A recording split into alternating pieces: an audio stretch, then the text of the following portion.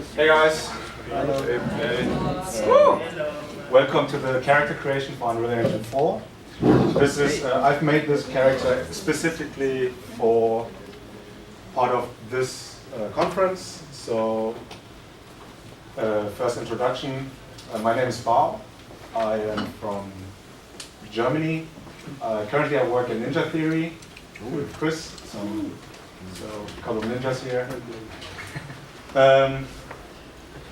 Yeah, so let me just give you a brief introduction regarding my work, which is, so let's use this mic here, I'm sitting down. So this is my professional work. So my natural style is basically super realistic, and just run through really quick my latest project, to give you an idea of what my interests are. And I'm not sure if we got sound, probably not, but that's right. Just give me a second. Yeah, let's see.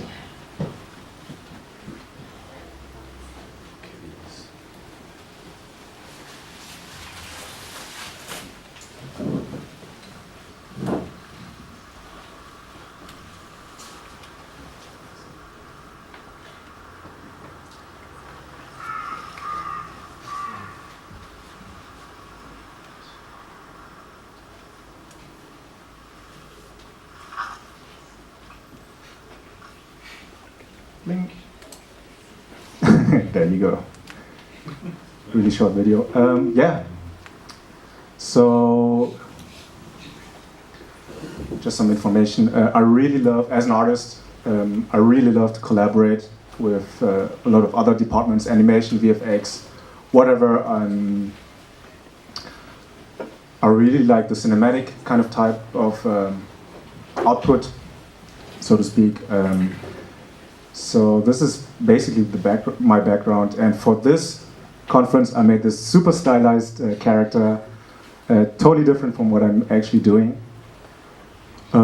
So today I actually want to show you my tips, tricks, workflows, creating this character, and I'm going to do a live demo of how I painted this character in ZBrush. And on the other half I'm going to show you the material setup, and tips and tricks for getting this screenshot in Unreal Engine 4. So yeah, without further ado, let's go. Let's go. So so the idea of this one is it's not much of a talk or slides or anything. I just wanted to have more of a conversation with you guys. Just in general, like I really want to know how many 3D artists are here specifically. If you want to just put your hands up.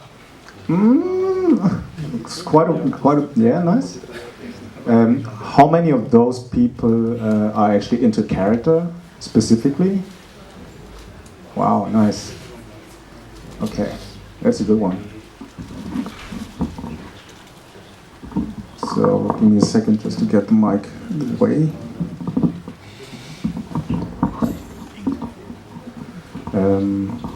I don't know if you can hear me loud and clearly like this, or do you need me to use a microphone?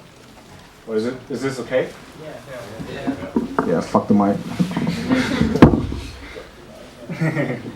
So this is actually my high poly ZBrush file. The screen I had, which is here, it's actually rendered in Unreal Engine 4 real time. So if you look at this, a lot of 3D artists here, so you basically know the characters are mostly done in a really boring, T-pose, is what we call it. I'm not going to run through like how everything works in ZBrush or whatever. So this is mainly for the 3D guys here. Try to be as informative as possible, but yeah. So let's go with that. This is a Mac keyboard, so excuse me. So let me talk you through how I actually work, or in my experience, my typical workflow consists of making basically a base mesh for games, because I am a game character artist. I'm not.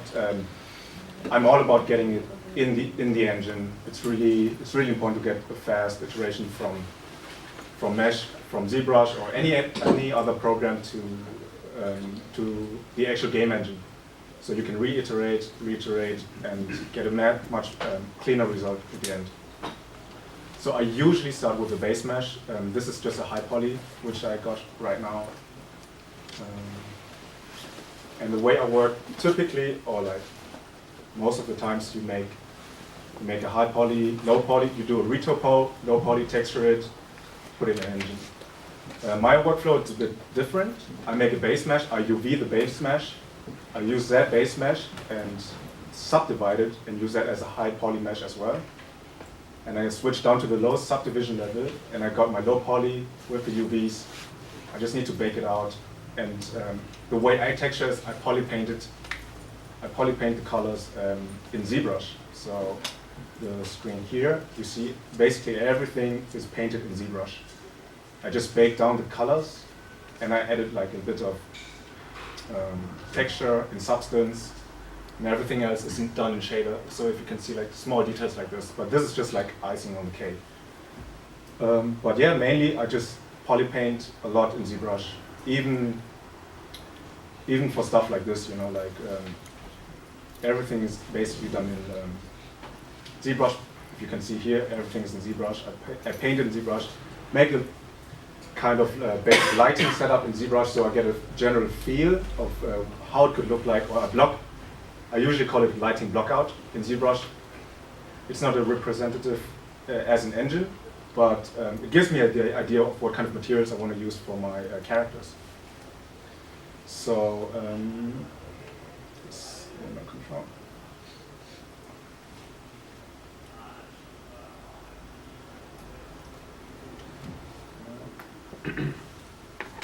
Oh my god, this button, sorry. So, I mainly don't use the matte caps in general. Like, I really like the basic materials. And I build my own custom skin shader, which I don't have here, but that's super easy. I can show you how I usually do it. So let's say we've done both the high poly stage. Oh, I just see an error mess. I just see something weird with the shirt, which is super tiny. Excuse me.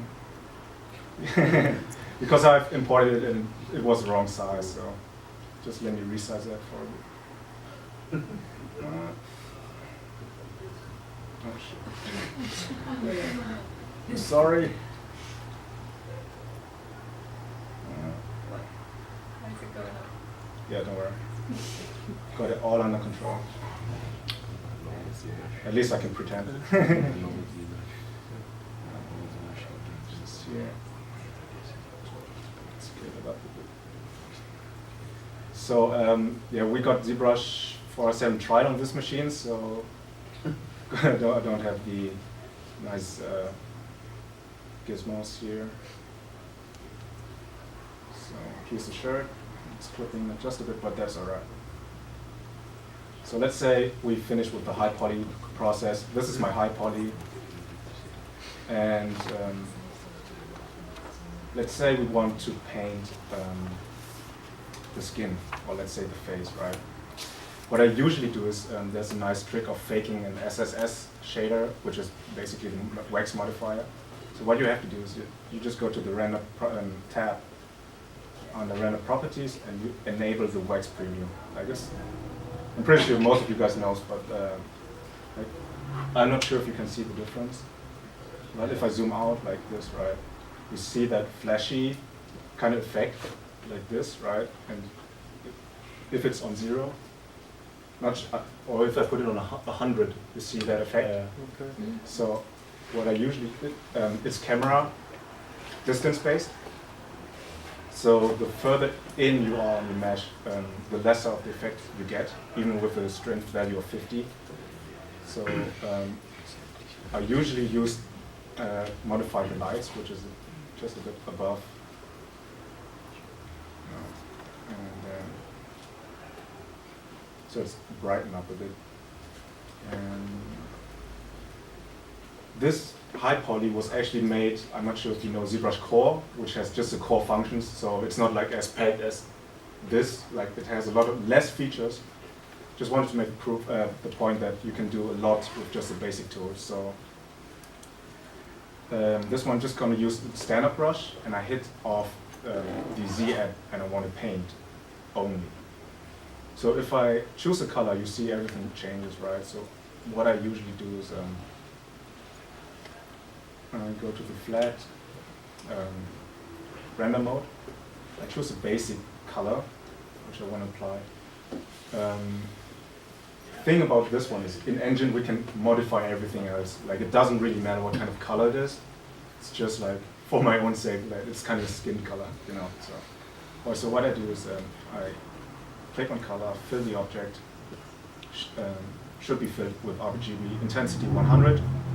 So if I go to preview again and I switch a color, I was on this subtool on the face only, so this is just color. If I go to modifier and just transparency, increase the ambient so it's a bit brighter for you guys. Hit solo mode, so this looks super weird, I know. And oh yeah, by the way, like for games, how I usually build my mesh, you see how this character has like really weird eyes and her mouth is kind of half open. Looks super weird, but that's just for the sake of baking. I bake in Substance, and what I usually do is I have this mesh right here, and I usually go into my layers, which is here. Just let me, okay, would work. So I make a new layer, and then what I do is, let's say we want to have this. This is just to give you an idea what I actually do. So I open this, oops, I close this part, switch my mask, close this one, and that's saved on the layer, so I can always go back. Usually I have this weird pose on the layer, like the half open mouth and like the half closed eyes. It's on the layer, so I can just bake it, throw the layer away later on, and just have the nice high poly and nice low poly, whatever. So that's just to give you an idea. So let's go back to painting. So I usually start off with doing in flat colors. And there's a really nice trick. I use the AO masking tool, which is masked by AO. So you have to be careful if it's not too high. Right now I'm at almost 2 million polygons. So if I hit this one, it might take a while, but I hope it's not going to take like ages.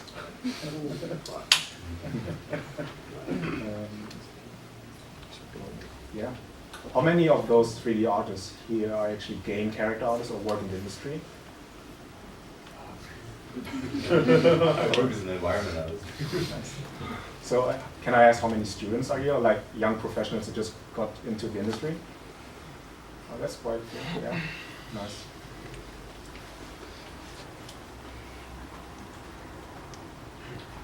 Yeah.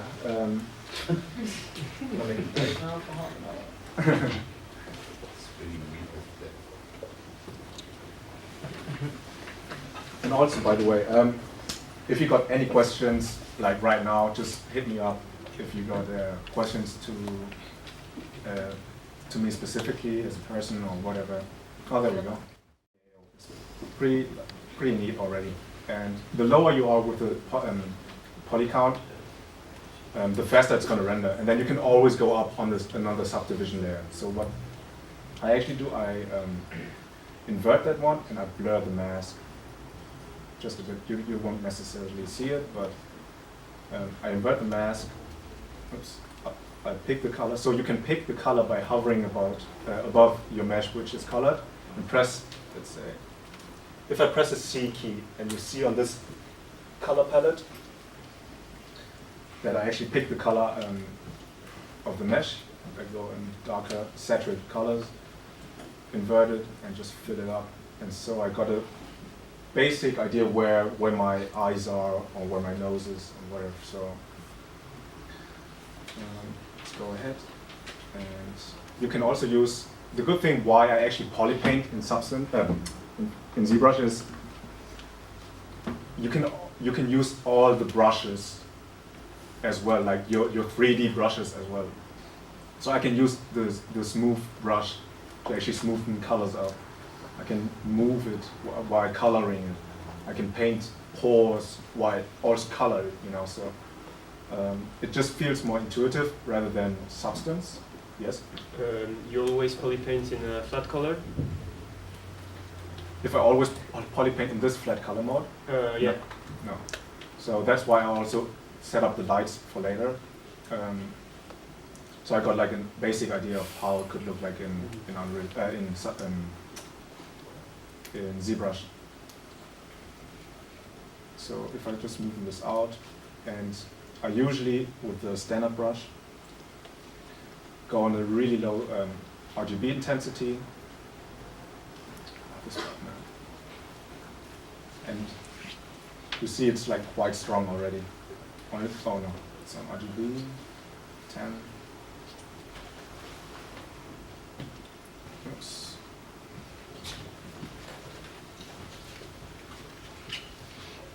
So I darken these areas out.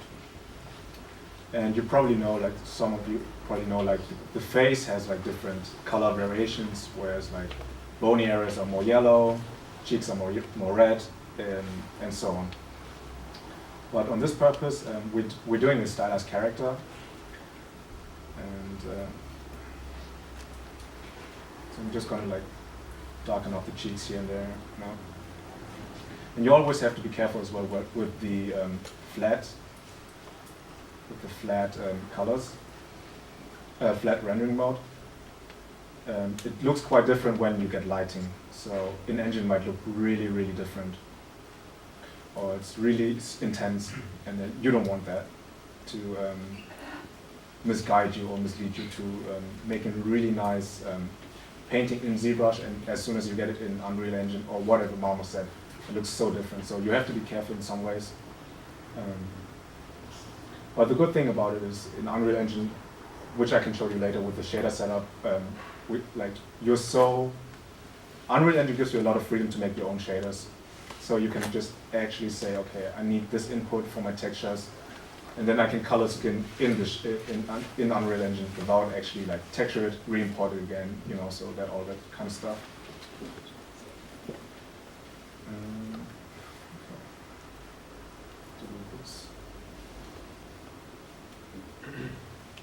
And also for being a game character artist, it's really important with how clean you work.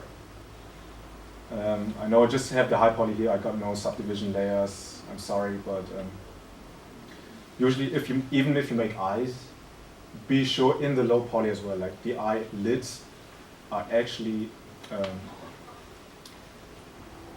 getting inside, like, just give me a second.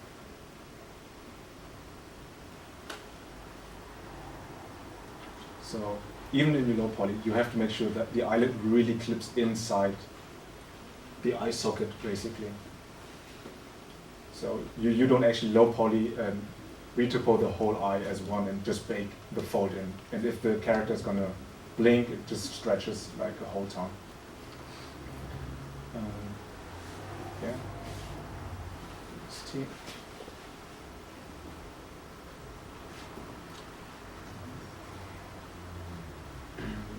Or also, if you got any questions regarding how I make certain stuff, or on the high poly, feel free to ask away. Is the hair done with insert mesh brushes?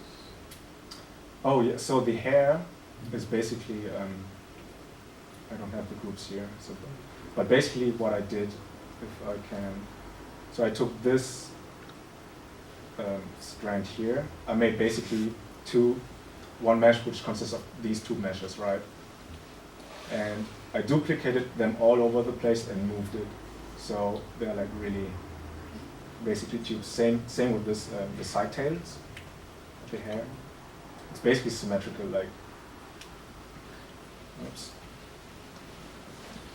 So that's it. And also like in T-pose for the hair, for the physics later, the hair itself, so idea was I wanted to have physics on the hair tails as well, so if she moves around, it wiggles. The hair tails wiggles. So what you have to do as a game, depends on the tech artist. So my tech artist said, make it rather straight, so it looked really stupid when she's doing this, and her hair is also doing this. So it looks really funny. And if you like, there's no way, like if you show this to an art director with this face, and he's like, what the hell is this expression, like, you know, like she's like super stoned or whatever. So yeah, hair was done basically duplicating meshes all over the place. I know it's a bit high, like right now, I think on this one, it's 2 million. It's alright, but you can always decimate it. You can always crunch the polys down. Yeah, so. You have the low poly here? Say again? The low poly of the mesh, do you have it here? If I have the low poly here? Yeah, in the second half, basically, I'm going to go through the Unreal Engine and show you all the source files, the FBX, the textures, how I set it up, so don't worry. This is just like a really quick example of like how I color stuff. So, and do you create your own body meshes? If I create my own body meshes, yeah, like the base meshes, yes, I do. Also, for all the 3D artists here, there's this little surprise. This character is a part of a big tutorial. I've recorded 300 gigabytes of it already. It's going to be on sale, but for all the people participating right now, if you just probably like list somewhere and send me your email and you get it for free, like the whole tutorial. You're going to get it for free. So it's 300 gigabytes of worth of drawing.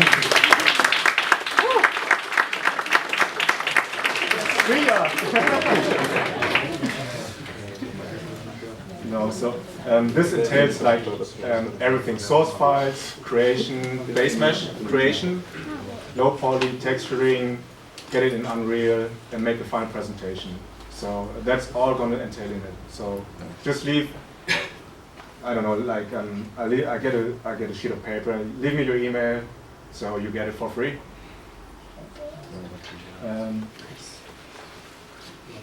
Yeah, was worth it. So yeah, just really quick, like what I actually do, I don't actually color the face and just start detailing already. Like I actually just cut base colors on everything. So I go to the body. Whoops, easy intensity, RGB intensity up. So I got this. If I go to the hair, and also in all the videos, like you see the whole process, even all my mistakes, and you see like how I go back and color it again, or like I'm gonna comment on these videos, so you know my thought process rather than follow this and you get this, and you know. So for the hair color, I think it was more like pinkish or whatever. Oh, but it was also like turquoise blue, so we can do whatever we want. Oops. I keep pressing on this stupid window button. Sorry. So let's say she's got this color. Fill object. So going here.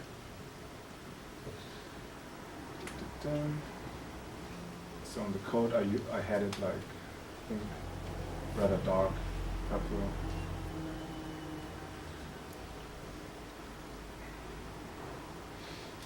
So you see also for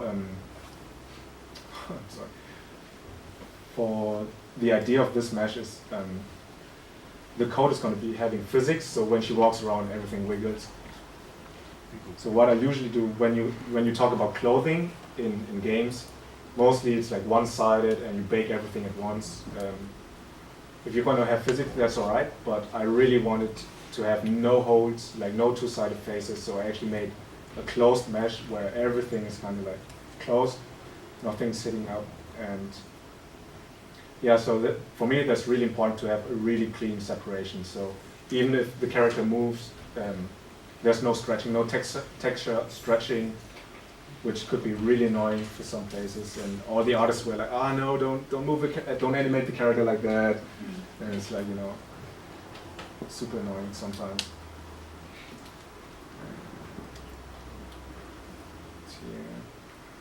So what I do is I basically, yeah, so this is part of one polygroup. So what we can do without it is auto group this one. Might take just a few seconds. Oh yeah, and the hands, I know, it's it's a bit bigger than the actual body, but I really wanted to emphasize on a stylized character with big hands when she's doing a lot of expressions. So sometimes in engine, it's really hard from the game distance.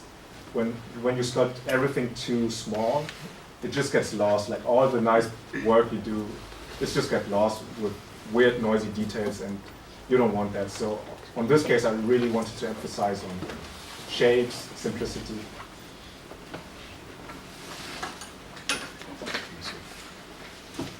Yeah. Yeah, I'm really sorry, guys.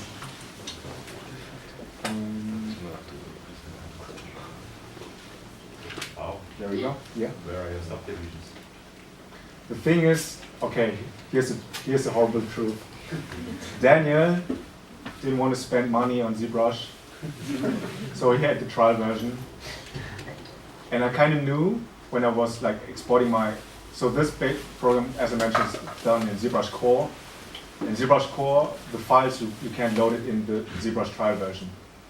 I kind of knew it when I was in Cambridge. I said, okay, I'm just going to take the high poly, export the whole high poly, and then we can import it.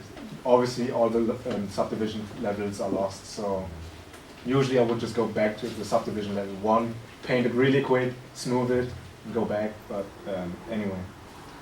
I'm sorry, you got me. Anyway, so here, auto groups, everything's separate now, so I got the pants, which is here.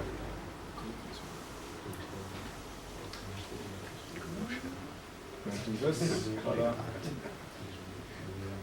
I got the leggings. Color. No? Do you want to see it?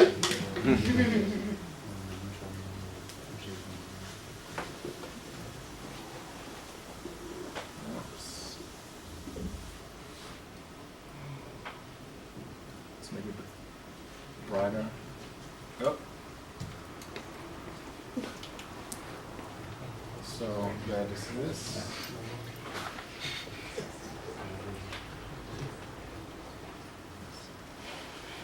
So as you can see, everything is kind of separate. I didn't sculpt a lot of seams in it. Like I think on the pants, I actually sculpted the seams in it.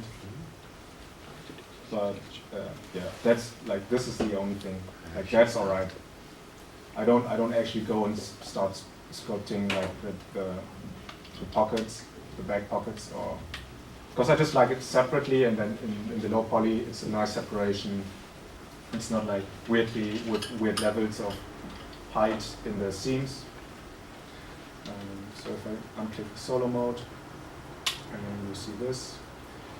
And also, if you bake the vertex colors down in Substance Painter, you can use that as an ID mask. So you can easily, like if I go in the flat color mode, like this is basically one material ID, like the skin or the coat or whatever. It's super easy to apply a roughness information in it, metallic information in it. So that's super easy. And it just keeps it clean, you know. Yeah. So maybe I can show you maybe more in depth of how I would paint the eyes. And there's a really nice trick I always do in ZBrush. It's like it's just a nice to have. You don't actually have it in Engine. But if I got my eyes here, right, and I separate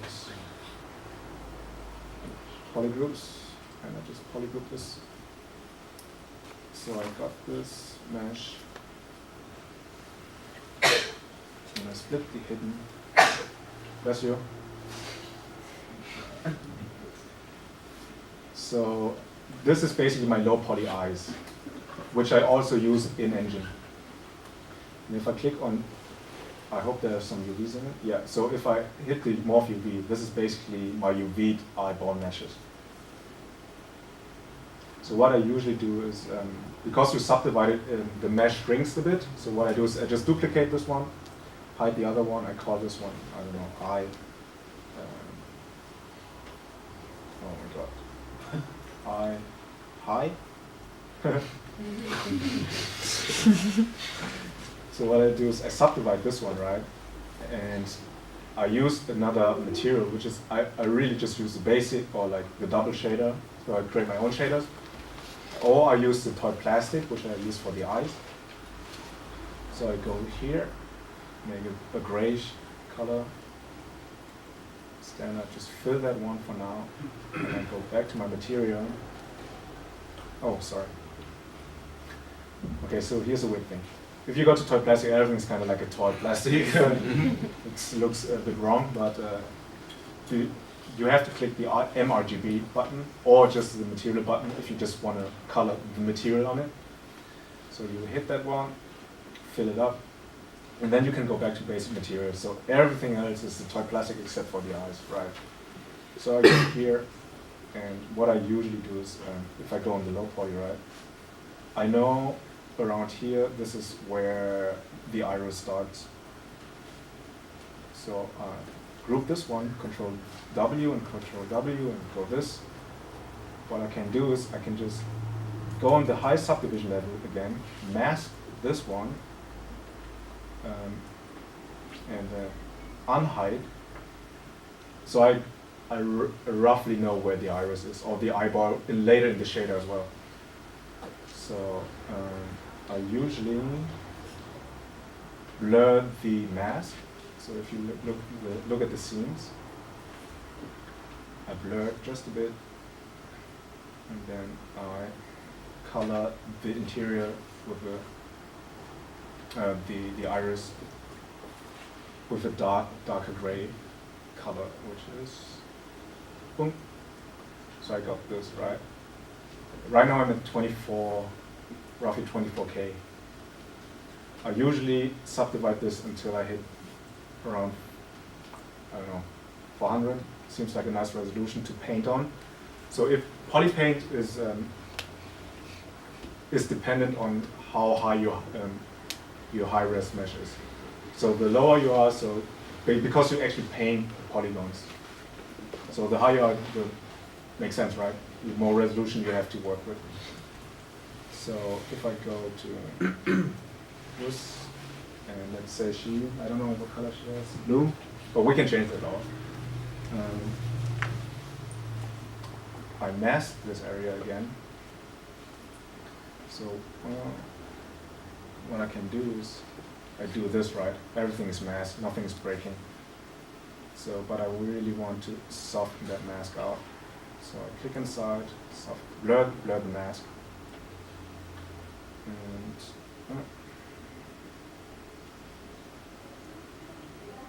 so you can either do that or like how you feel like. If for concept artists, maybe it's like so you have to paint it this way, or you just fill it. And then maybe we should move the eyes later, but let's paint the eyes first. Since it's a stylized character, I wouldn't, color like every single detail. Like maybe the distance you will see this character. You have to also be careful with the distance. If you do work in games, you have to be careful with how far you're going to see that character. Like from how far you're going to see it, or is it really close? Is it an A-type character? Really, is it a main character? Is it an NPC? Is it worth spending that much time? Or usually we share a lot of assets, means eyes, the same eye shader, so we don't have unique eye shaders for every single character. So it's a compromise of how far you want to go. So if I go back again and take this one, as my pupil. Might be a bit big, but that's right. Yeah, it's just a bit big. So if I do this, and I shrink this one down. Oops.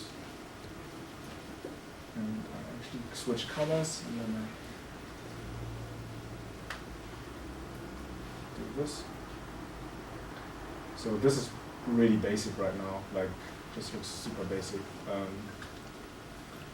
Let's say we don't change the expression of this one. So what I usually do is I stay with the dark color, which is more like this. And since it's just ZBrush, it's not going to be animated in any way. Like you can start painting shadows in, which I know you wouldn't do that in games, like painting shadows on the eyeballs, because every time she looks down, she's got like black demon eyes. So don't do that. It's just for the representation of like what you want to do or what you want to achieve in the, what kind of look you want to achieve, not in ZBrush. So I usually do that a lot, just to give me a nice feel of like, okay, get the character, get the soul of the character, because it's really important. So most of the times, if I look at meshes or like at faces, the eyes, they just look dead sometimes. And also, if I hide this one for a second.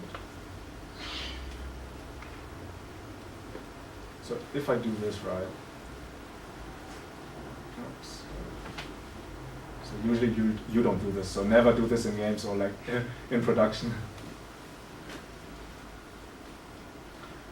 What I usually do with the light as well, like sometimes I just go here, and you see that light, like the third light I added.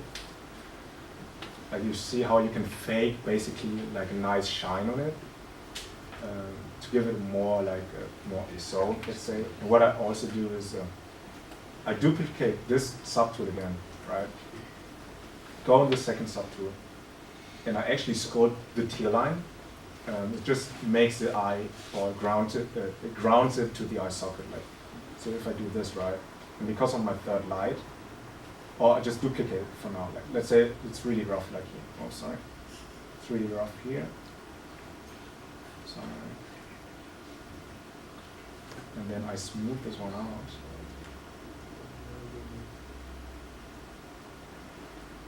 Oops.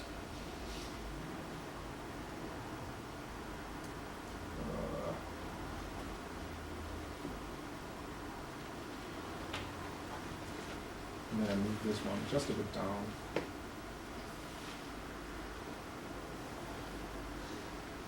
So if I zoom out, she looks super weird, I know. She's like, what the hell? But you get the idea, right? Like it's, and then you can move the lights and see if you actually hit some light reflections like here.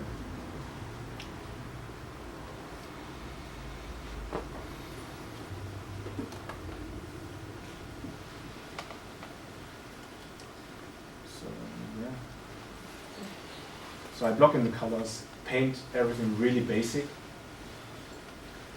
until it looks finished.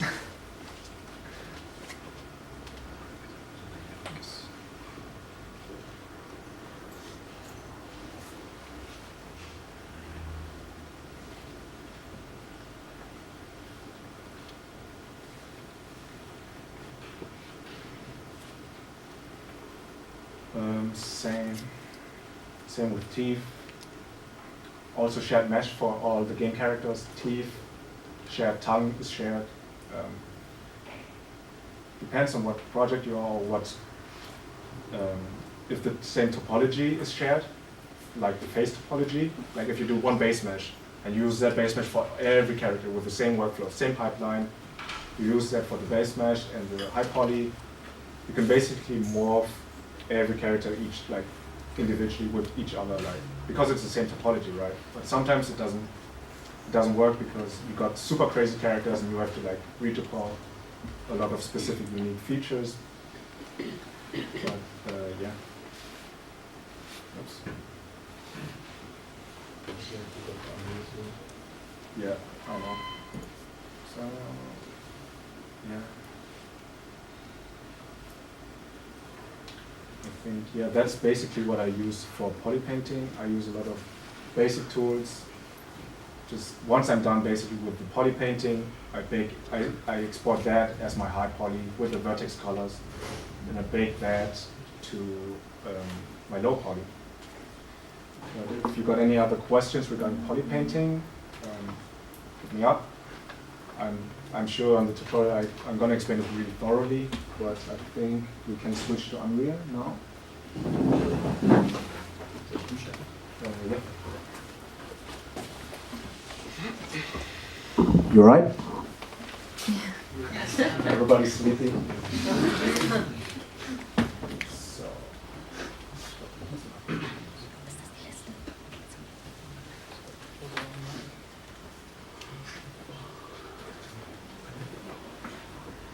I'm sorry, Unreal is not running on this machine, so I have to switch computers.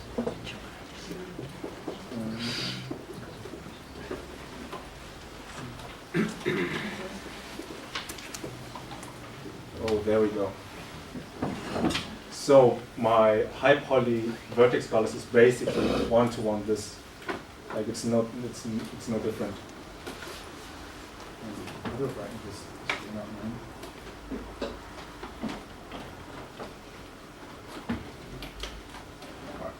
Thank you. So in Unreal Engine, how many of you guys have experience with Unreal Engine? Oh, that's quite a lot. Do you guys use do you guys use Marmoset? Any other for rendering specifically? Yes. How many? All right, that's cool. So I'm a really big fan of Unreal Engine. If I look at portfolios and if I see something is made in Unreal Engine, I really appreciate the time spent on it, like getting to work with the shaders, light it up in the engine, in the actual game engine. So that's really, really important to me. And if I see, because Marmoset is I'm not disregarding anything, but it has more value to me if it's an Unreal Engine rather than Marmoset, because I know you spend time in an actual game engine, right? So if you got questions regarding how I made stuff in Unreal Engine, I'm just gonna. So I actually made a level, a really empty level. Like if you look at it, I made a render room, which is a chamfer cylinder, and I've got no lighting, like no directional lights, and then just grab the viewports in my word outline, so in my word outliner. Oops. I got my lights, I got my meshes, and I got my moves. I'm going to explain what it means. Lower the intensity of the mouse. Like his mouse intensity is crazy, man. The middle button.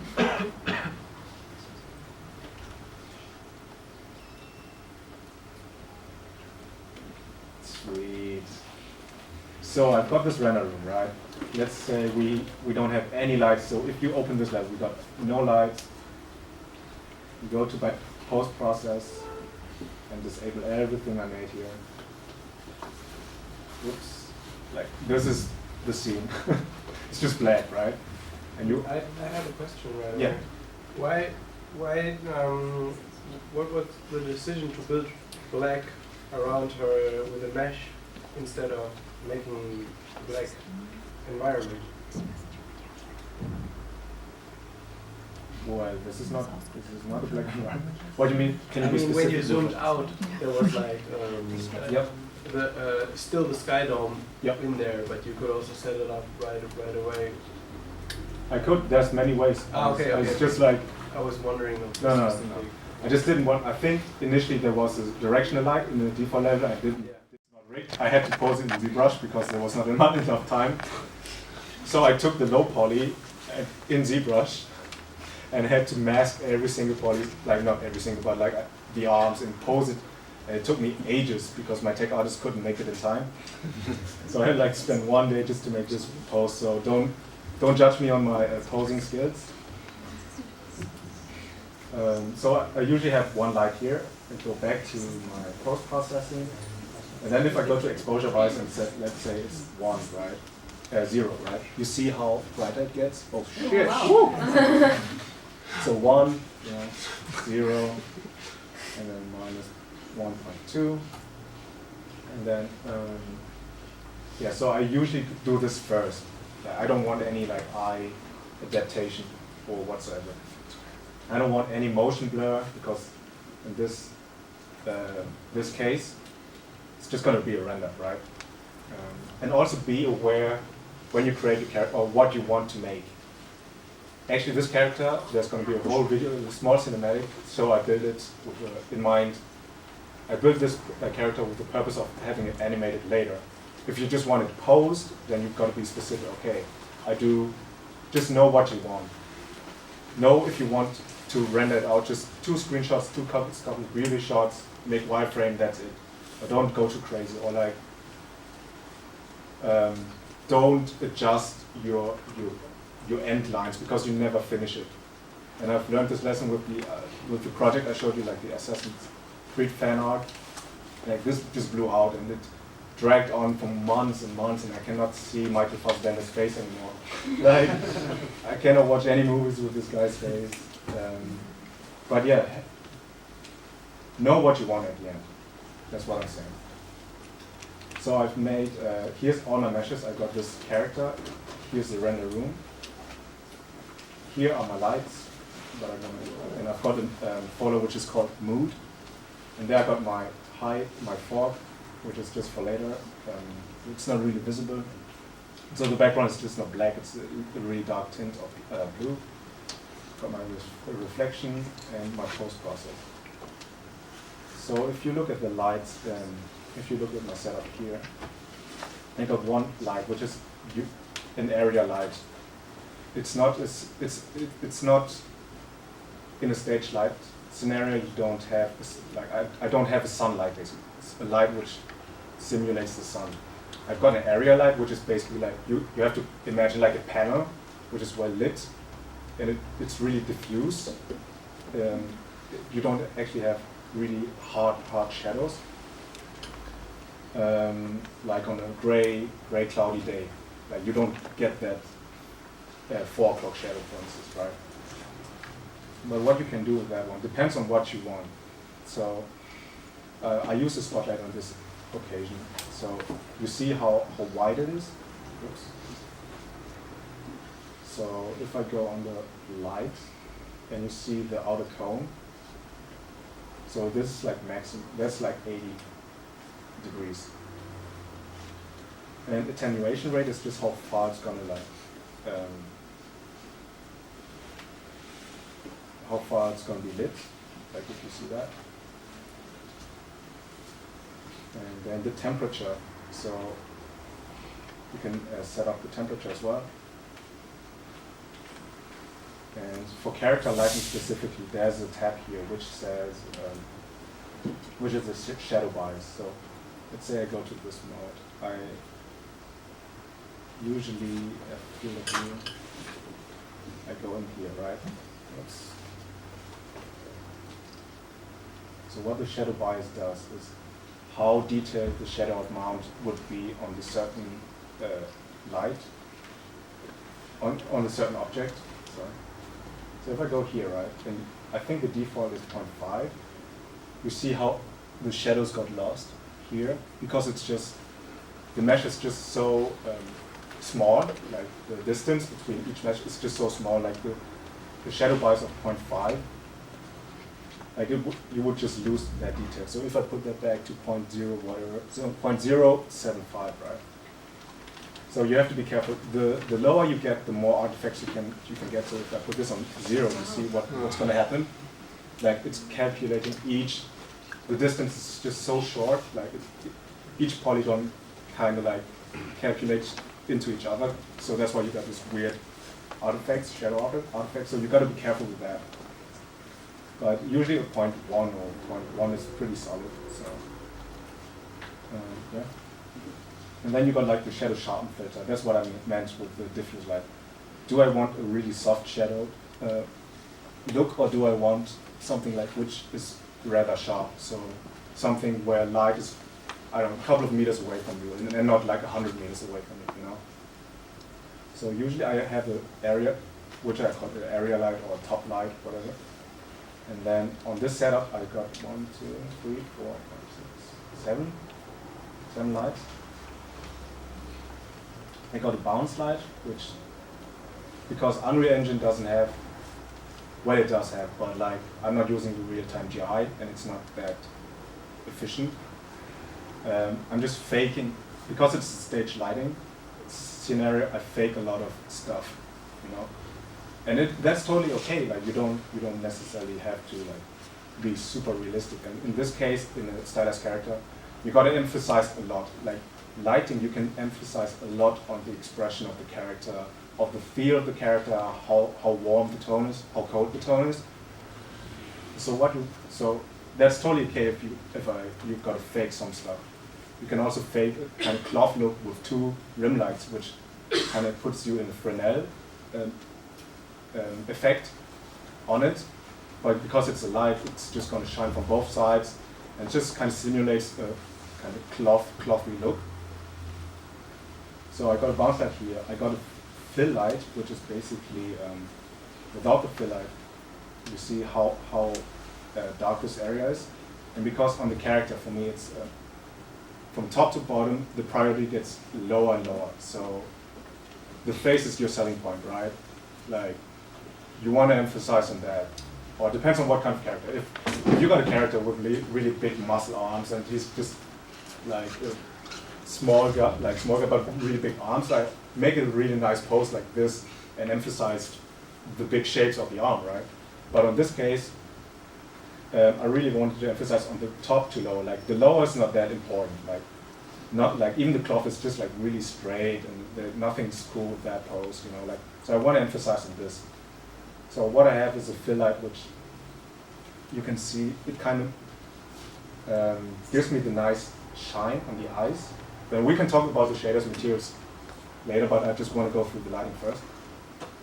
You see that on the eyes. If I turn this off, there's like nothing, right? So if I go to this lighting, oh my god, you see how close that is, like, and that's totally okay. You can fake everything, and the way I can get this nice effect is by the source radius. It just says how big the source radius of that specific light is. So the higher you get, the nicer of the like shape you get in the eyeball. So you can basically fake that wet look, for instance, right? If you see this. And you notice how like not a lot changes through the other areas. Like it doesn't influence as much because the intensity is like really low value.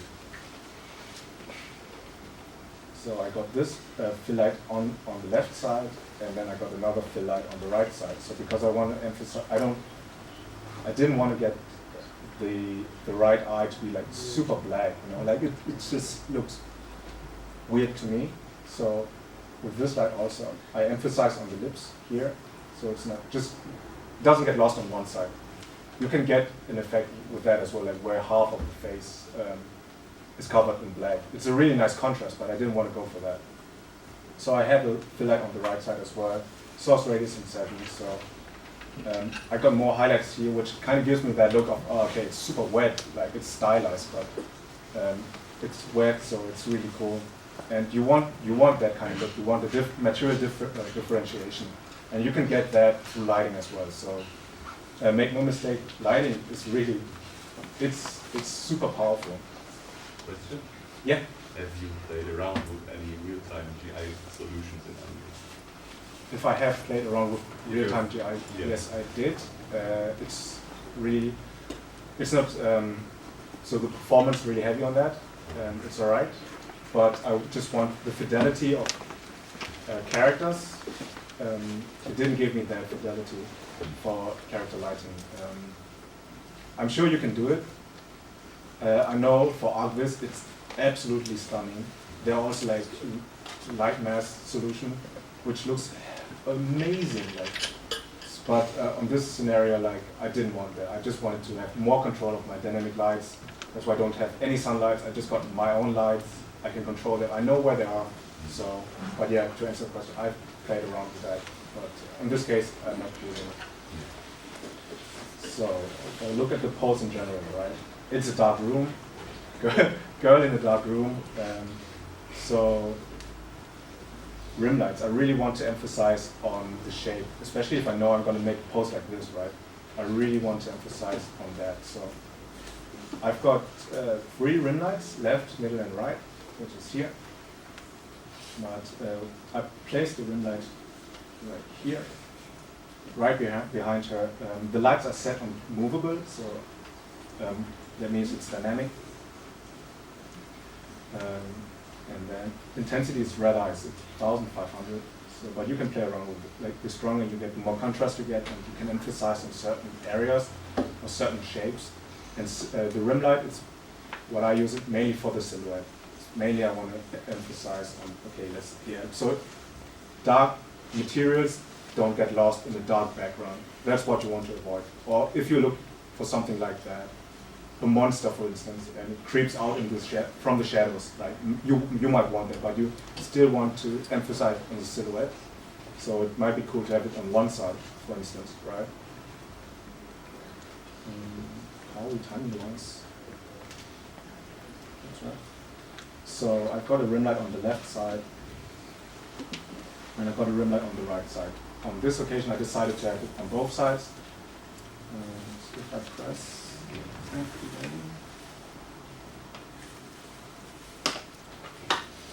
oops, there you go.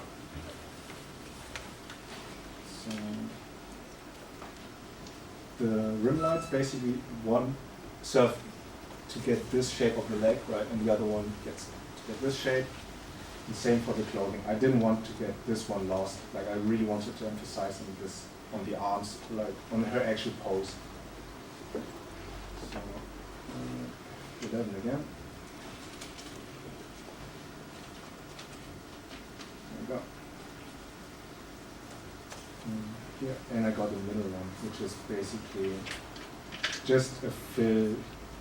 It fills in the other areas. Like if you look, like for instance, this one. Like you see how detailed you can go with lighting. Like you can place a lot of lighting, and if it's only a screenshot, why not? You know. So, the rim light things. Here I usually have the rim lights on a temperature. On a darker. It's not a warm light. You can have warm lights as well, so you can play around with that. So these are my lights. I'm sure you can play around with this, do whatever you want, but this is my light setup. And then we can go to the post process, and this is a huge chunk as well. So post process, sometimes you can go super crazy with it, and you totally see that look of post process or lens flares or whatever. Depends on what you want. Like if you want something like Star Trek, or you know. So. On the post process, you can set up the temperature if it's cold, or set up the tone. Right now it's a bit on the colder side. It's really subtle. It's all about subtleties. And what I usually do post is, anyone heard of LUT textures or lookup tables? Yeah, you know what that is? Yes. Cool. So I work a lot with LUT textures. It's also mainly used in post process, in film, or whatever. But it just gives you that cool look. So without it, it just looks a bit pale. You know what I'm saying? Like it basically saves all its information as a contrast, saturation, saved in one texture, and you just use that one. You don't necessarily have to go and create set up your own contrast or whatever. You can do that in the texture, save it as a LUT texture, and just have it there. So all the contrast information, all the saturation level is in there. In Unreal Engine, you can set how intense this effect is. Right now, it's on full intensity, which is 1.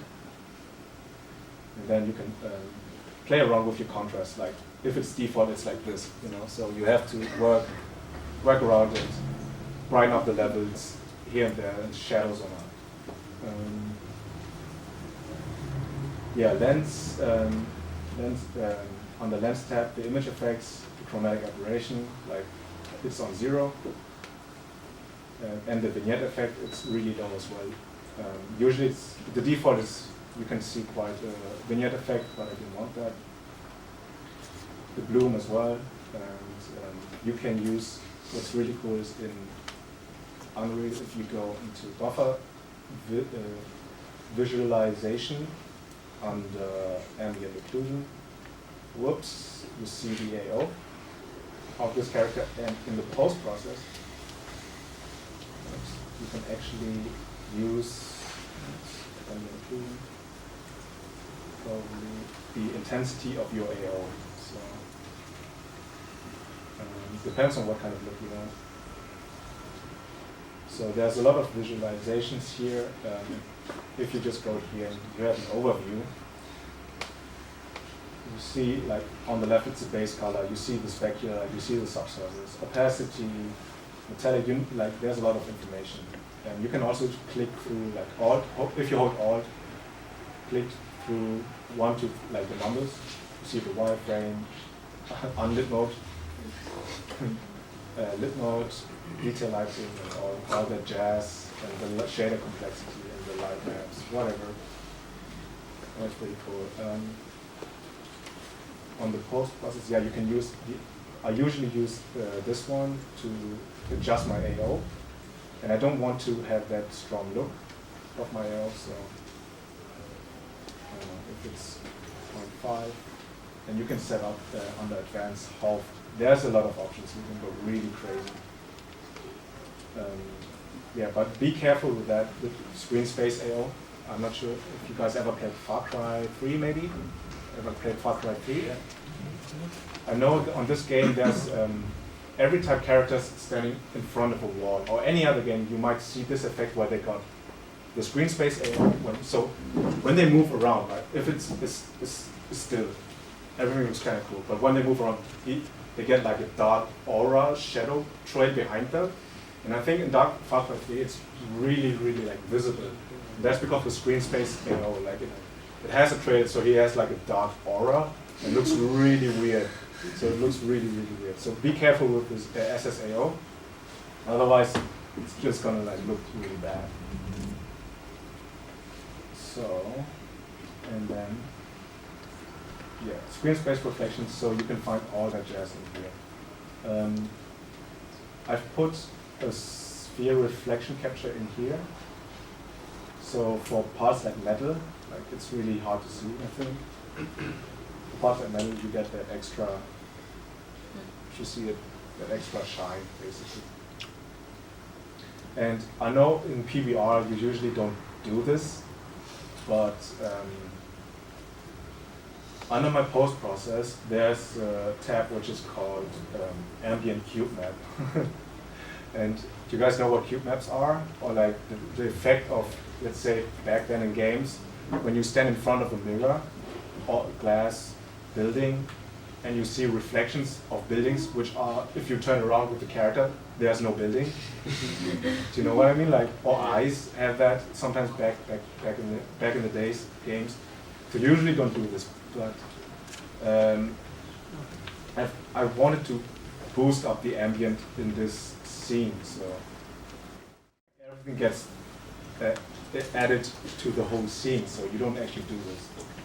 Especially, it doesn't work with Unreal Skin Shader, so that's really weird, so don't use it, it's super off. So it's really, really subtle. I'm not even sure if you see this.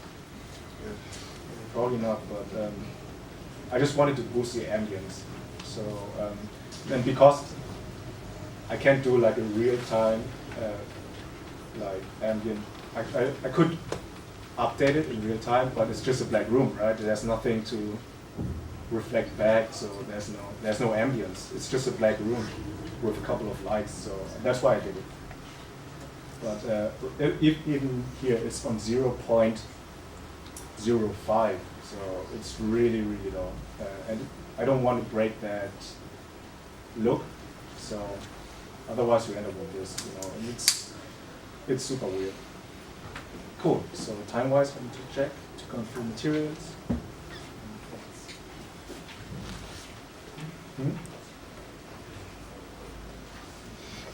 So here's, oh yeah. So the T-pose of this character, whoops, is here. So this is basically my low poly. So yeah, the eyes are open again because I did the baking, and she's like just in T-pose.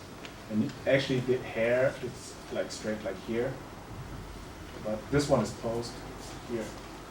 And you see how different, like what a different feel it is, you know, like from here to here. Just adds a lot of character. So most of the times, especially at work, Ninja Theory, the workflow we have with the animation part or animation and tech art part is we got a couple of days as for the characters to do a block out. It's really rough, really rough. It's just getting the proportions right. It's not even details, nothing. It's just the proportions right. And we use that, we decimate that, and we give it, well, I give it to my tech artist. Kudos to Jacob Feli. I love this guy. He takes that decimated mesh and he actually does a concept rig on it, and he skins that triangulated shit model of mine, and he makes it work so the animator makes a really quick pose, and it just sells the feeling of the character. It's about the vibe of the character, the soul of the character, what the character is going to be. Because if you work as a character, if you work like this all the time, you think in your head, you're like, oh, she's going to do this and that, and having this cool weapon, whatever it is. And as soon as she gets posed, because it's all in your head, you have a certain expectation or perception of certain things, how it looks. And you don't share that with your tech artist or animator. They're just going to do whatever they feel it's going to be right. Like, obviously, everybody has the right intentions to make awesome stuff, but sometimes your ideas don't get conveyed properly, and it looks super weird. So we try to get that out of the way, really, like in a couple of days, get the character posed already, so you get a proper feeling. So everything kind of works. You see how meshes kind of clips. So tech art and animators have a really strong opinion on design from the get-go. Like, it's not only concept artists does the blueprint, character artists just models. Like, everybody has, like, you see how like webbed it is, kind of like, you know, like how everything gets together, you know. So here's the character, and then she's got six materials. So I split it up in the, let me show you here. So I split this up into 6 material IDs. Oops. So which means every material slot, right, on the right side has a unique UV or unique texture, basically. So I isolated the face only. I could have done it in the same as the body. Like, this is one UV texture space. The coat and the shoes, the gloves, and the hairband, and the hair itself with the eyebrows and the eyelashes, the eyes, and then the eye overlay. So the eye overlay, it's a really nice trick we use for. So back then I mentioned you would paint shadows in the eyeballs, right? You don't do this. It's a big no-no nowadays. What you do is you have a mesh in front of the eyes, which looks like this.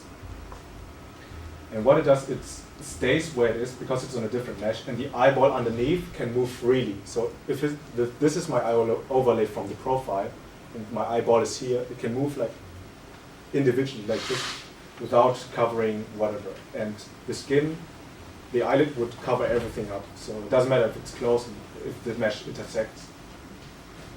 So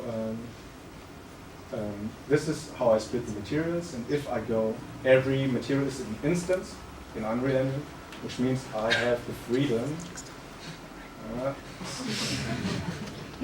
Beautiful, I know. So which means I have the freedom to change stuff in real time. Depends on how I've built my shader, right? So let's say this is basically what I've exposed, like what I specifically exposed as in parameters. I've got a diffuse saturation, which is I can saturate it or like more or desaturate it. This is what I exposed to the shader. I've got, sorry, it's a bit big on this screen. So what I got is the Fresnel fall-off. This is basically, I fake it in. But I don't use it basically on the skin. What I use it on is, because they use the same shader, everything is using the same shader as in cloth and skin.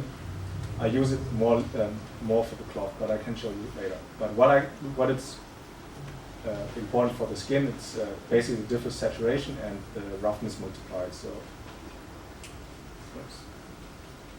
you see how I can change the roughness, but that's all up to you. Like you can go to the parent material, which is here. I'm sure you know most of this, but this is just a really simple material. Like if I go to this, I made a texture which is called SRM, which stands for specular roughness metalness. So in the red channel I've got my specular basically, in the green channel I got my roughness, and in the blue channel I got everything that says on this texture which is metal. So I can use that individually and say, okay, I can plug this in, I can multiply with whatever I want. As you can see, it's just a really, really simple shader, and it's not crazy or whatever. It's just I wanted to show how you can do a simple shader and get a nice result like this. Question. Yeah. Do you usually use the specular multiplier at all for anything? I actually use it for the skin. If you also go to the Epic, Epic released a photorealistic skin shader basically, and you still need a specular information. So there's not like PBR is gone. Like everything still has specular.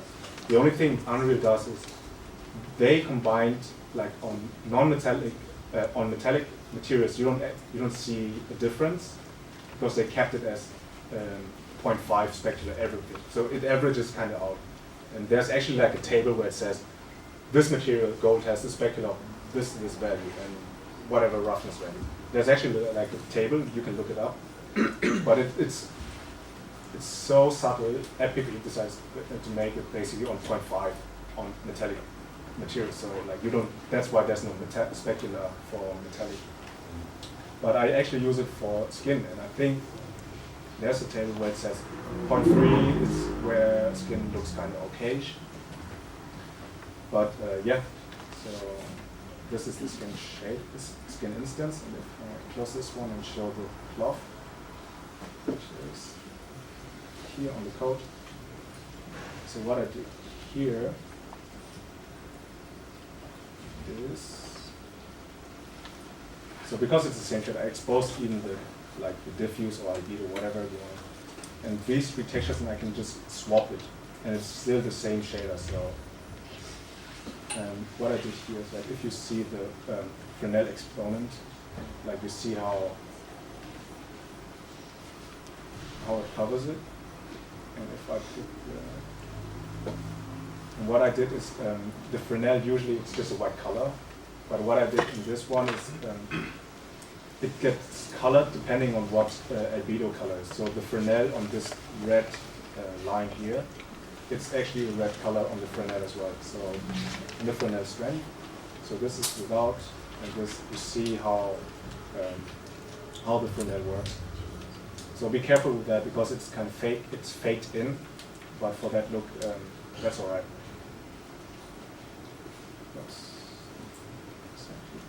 And also, what's really cool about there's a really nice material, eye overlay material from Epic as well.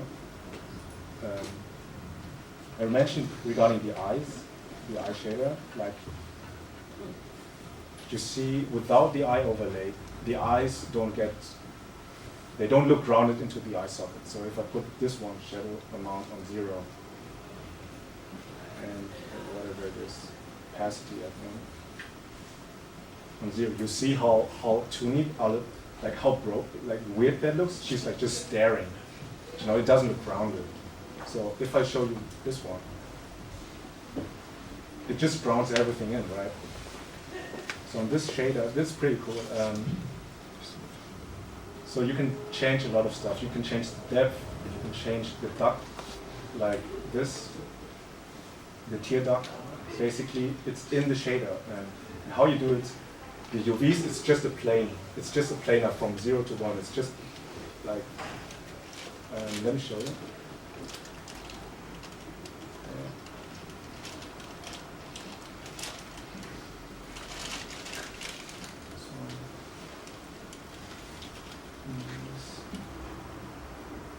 So basically, let's say the eye overlay UVs, it's like just the plane, it's filling the whole UV space. So that's how the shader works. So you can do a lot of cool stuff with that. And you can change the fading distance and the shadow amount, like as I mentioned. So it's basically fake. It's faking it in, but it just looks more grounded. And then same, like for the bottom, blur or shadow blur or whatever, like you can change a lot of cool things, and it just makes the character feel more natural, even though it's a super stylized character. So, cool. This is, yeah. Question, would you use the same materials that are in game As like here, if it's like representative in game, Yeah. yes, I would actually. So regarding games, the more you can share, the better it is, as in terms of performance. Because it's just one material basically, and I've got, let's say, 16 characters, right? And I make the characters with different materials. Like I go here in the content browser, I make a new material, name it. Even if it's the same, it's a different material.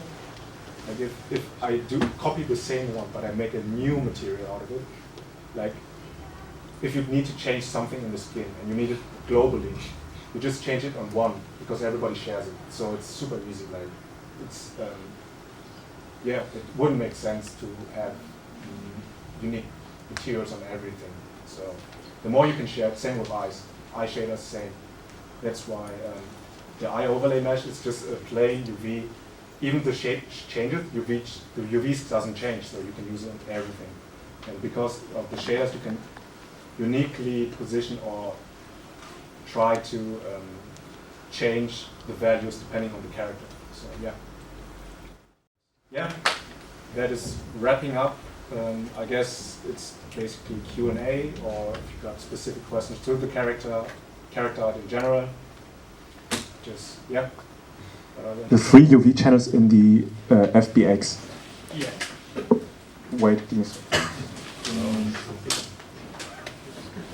Oh, I know what you mean. Actually, I just have one, but Unreal, because I just I was super lazy while importing, and it just created another one for light map, but I just have one. Okay. Any other questions? This concept is not, or Oh yeah. So part of this big tutorial is this basically there was no concept. I just wrote with whatever I had in mind. Just wanted to show that to basically show the design, just flow with it. Like you don't necessarily need something. So I just want to see if I can make something out of nowhere. So it's. But I do have like influences in my head, like Kingdom Hearts. You know, that's why like big shoes or like big arms. Like here, if you emphasize it, like she's massive feet. You know, like. But yeah, that's all I had. I had like no specific concept. Yeah. If you know that the only way you will present the character is in a pose like this, would you also recommend that you sculpt the height wholly in that pose, or would you say it gets too much of a hassle between topology and everything? So just do T-pose and then in the low poly we can pose them. So the question is, if it's too much of a hassle to have a pose character in the high poly as well, if that's right.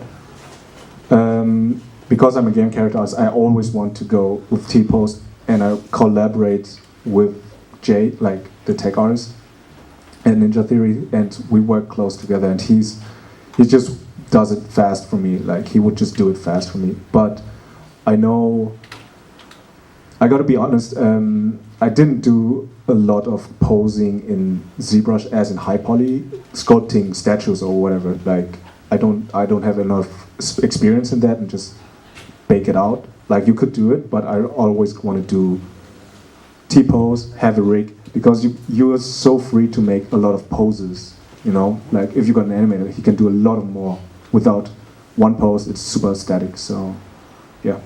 Hope this answers your questions. Yeah. Any other questions?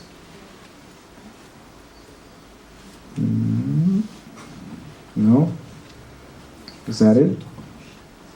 How much the tutorial is going to be? No, it's free. But yeah, thank you.